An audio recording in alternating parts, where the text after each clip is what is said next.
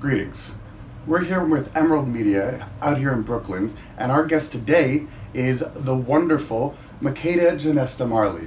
Makada, it's a pleasure to have you here. It's a pleasure to be here. Thank you. Of course. Thank you, Lee. No problem. Now, we would love for you to tell us a little bit about yourself and your relationship to the plant, if you wouldn't mind. Well, my father, he wanted to spread the one love message, and herb is the healing of the nation. Herb, marijuana, is the healing of the nation. So we want to get that message out, and it's just refreshing that finally it's being recognized as for its medicinal uses, as well as in some states here in America for recreational purposes, so that we're no longer massively incarcerated for, a gift from Jah. Yeah. Definitely. And it seems like you've had both positive and negative experiences with this. Growing up, of course, with a family such as the Marleys, your father being at the forefront of an industry that's changing from community-based to more of a capitalist kind of situation. You've gone through some experiences with cannabis recently that have been negative. Would you like to talk us a little bit about that? Well, yeah, when I started my grow in my home, in the privacy of my own home, I was pretty much ratted on by a person that wanted some recognition, wanted to try to bring me and, tarnish my family name, and was actually extorting me, trying to stay in my home without contributing to it. And so that's how I got arrested and charged, and have to serve years and years of probation because of it.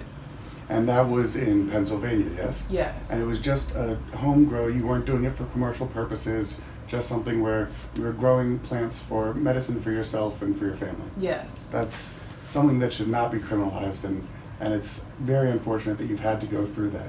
What are some of the biggest things that you've learned having to go through the system and having to actually fight the power in the system? What are things that you could suggest to others that are going through a similar situation to you?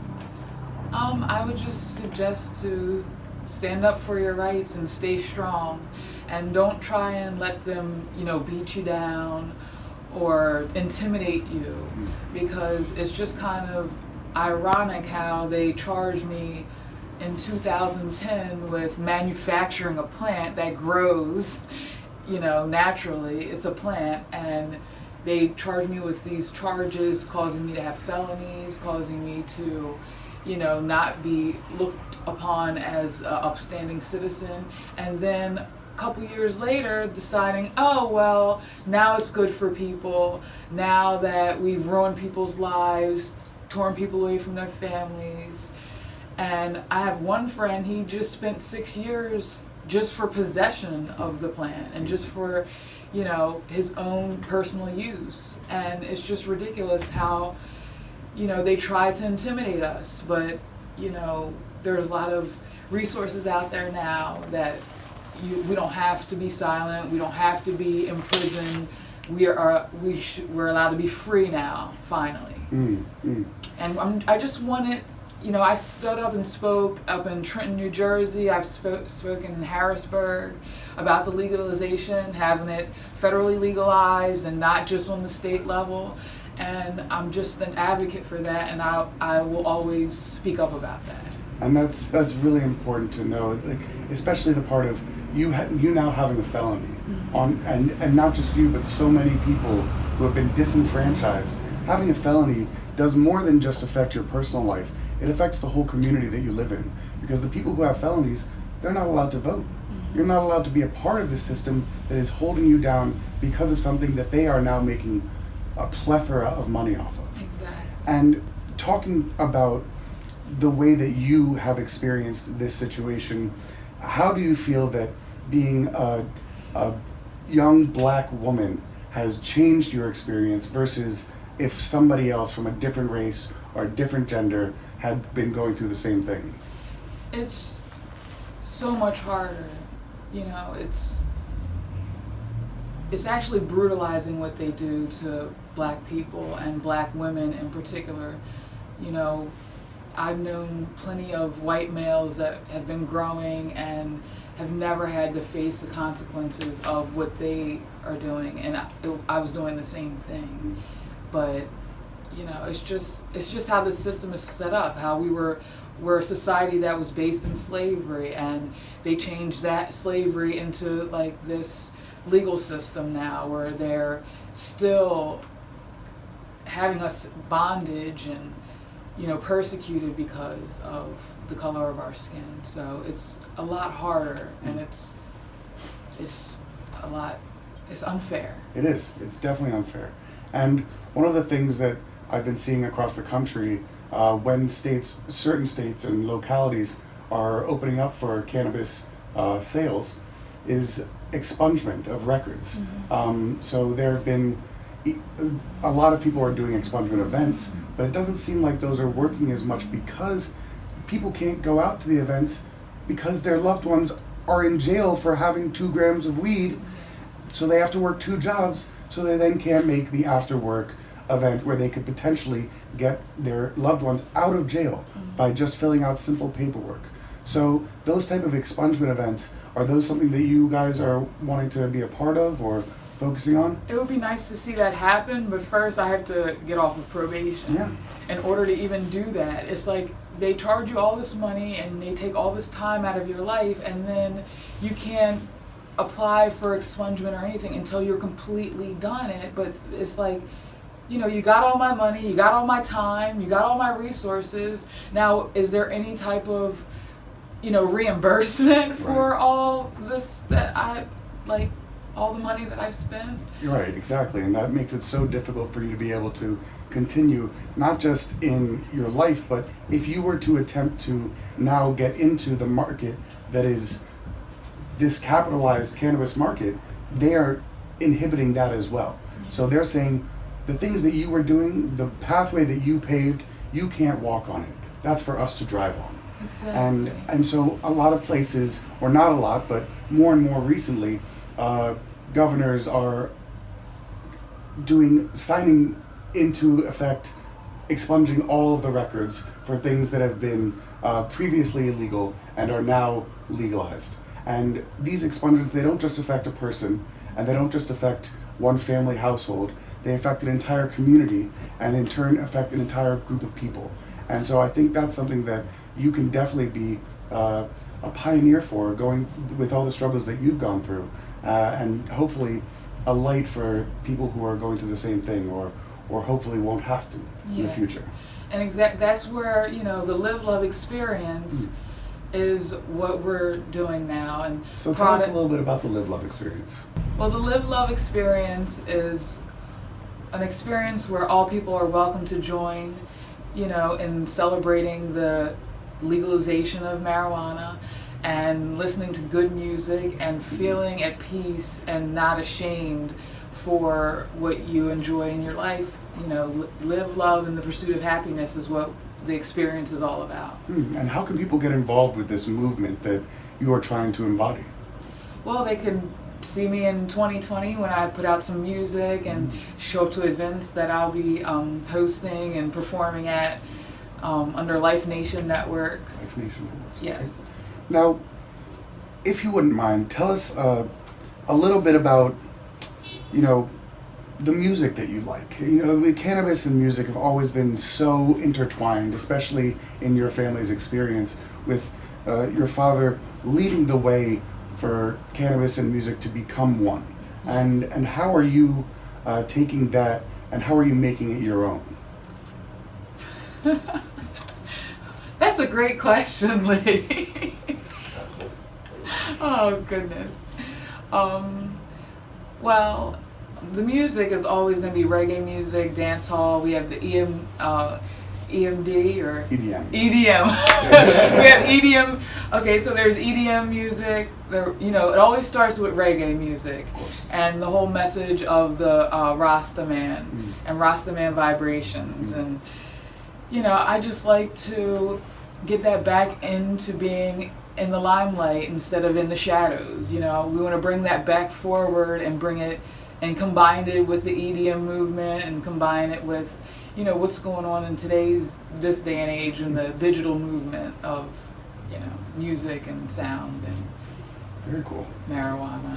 I think that's great. And I do want to talk about some of the benefits and negatives, you know, for all of the good that's come from the life that you've been able to live, being Bob Marley's youngest daughter, his last born. How has it been kind of different for you than what people could see? Because someone would look at your life and say, oh, well, it's perfect, you know, she has everything, she has this legacy, and that's all she needs, she doesn't need to do anything else. How have you kind of seen it as a blessing and a curse? Well, I've seen it as a blessing because, you know, my family, we've always been loving and spreading one love, and when we get together when they're on tour, and it's been really nice to be a part of the Marleys. Mm-hmm. And it's been a curse to where people have these preconceived notions about me and think that they know about me, but it's kind of a curse because I was born after he passed. Mm-hmm. So I didn't have the bond that my older brothers and sisters had with our father. So that's where it's really sad. Yeah, for sure. Yeah. No, and speaking of family, it's quite a big family. Yeah. It's got a lot of brothers and sisters, and one in particular, I believe Damian Marley, he recently got involved and purchased a prison, mm-hmm. And reformed it into the Marley Prison Grow. Yeah. Have you had any experience with that, or have you talked to them about it at all? No, I haven't. I think it's I very haven't, but I interesting. did see about it, and yeah, I haven't seen him in a couple of years. I think since 2017, but I always call him and talk to him, and you know, we just talk about how we're doing and stuff like that. I don't really get into all his business ventures with him. Well, I think that in particular is more of a statement than anything else. It is. It's prison reform is I mean, the prison industrial complex is probably the worst thing about the U.S. Yes. Period. So to turn that into something positive was an awesome idea. Right, and not just something positive, but something that your family has always embodied. Yes. And to let that legacy live on, to bring freedom from imprisonment, Yes. I think is something that your family is doing very well. Yeah. You talked about, of course, you talked about music and your passion for music, and that you might even be having some new music come out in 2020. Yes, I will. So what are some of the artists or songs or even genres that you've been jamming out to over the past few years, or maybe even few months? Well, I always listen to reggae. I always listen to my father. Like I said, EDM, a lot of, I really enjoy Bass Nectar. I don't know if you know him. Of course. And Toki Monster. I've been to a couple of Camp Discos. Okay, very cool. I've been on a lot of tours with my brothers. Mm-hmm. The Mind Control, Stevens. Okay. Mind Control album, which was one of my all-time favorite albums. It's like #1. And Wow. then when Damian was, he did the Distant Relatives Mm-hmm. with Nas. And one of my favorites. yeah. And you know, I like the new music coming out by Lizzo. I really enjoy her a lot. I just saw her in Vegas. It was you did? spectacular. That's awesome. Yeah. Her and Cardi B. I love Cardi B, and always the Queen Beyonce. Of course. You know, I can't wait to hear what she's coming out with soon. Mm-hmm. I know that she's working on an album. She has to be, Right. because that last album was fire. It was so hot. For sure. Yeah, so and Rihanna, you know, I love Riri. Yeah. She's awesome. And, you know, I'd like to work with my friend Amir Questlove. Of course, yeah. You know, I can't wait to meet back up with him again and, you know, see where 2020 is going to take us. And you spoke about Rihanna, and Rihanna's always been an advocate for cannabis. Yes, she and has. very forward with it.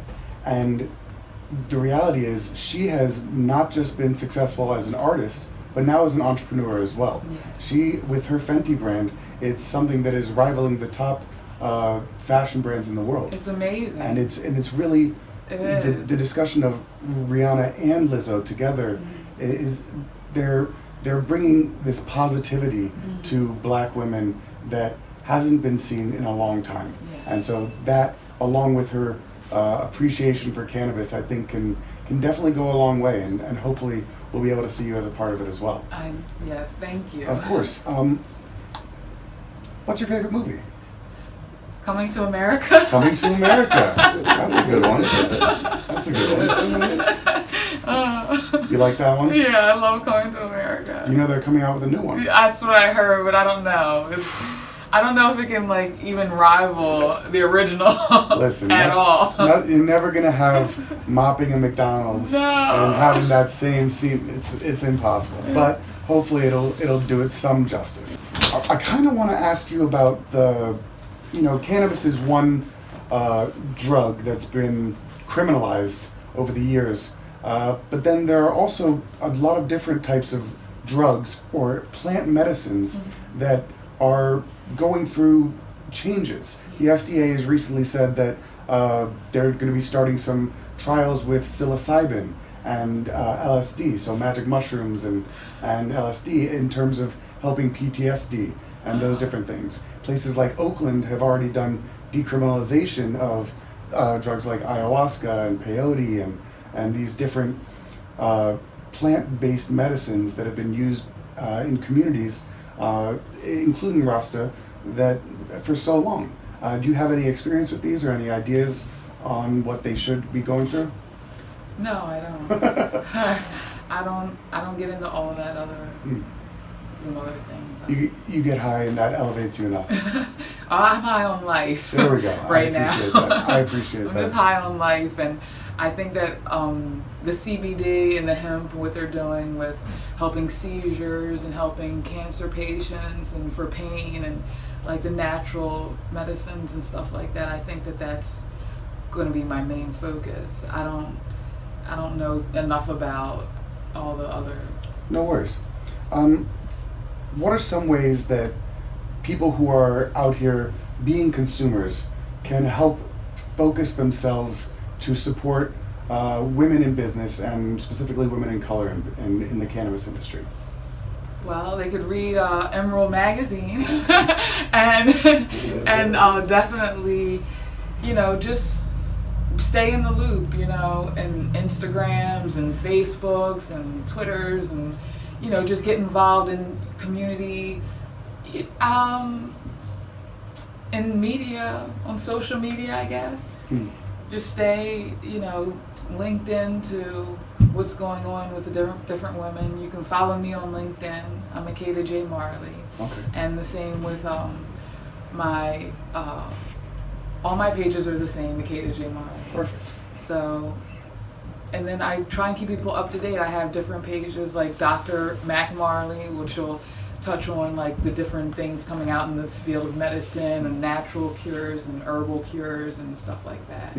And with my what is it called? What's coming out, Rick? With all my products coming out in 2020. Ooh, that's exciting. Yeah, so we're doing a lot of good things. Okay, fantastic.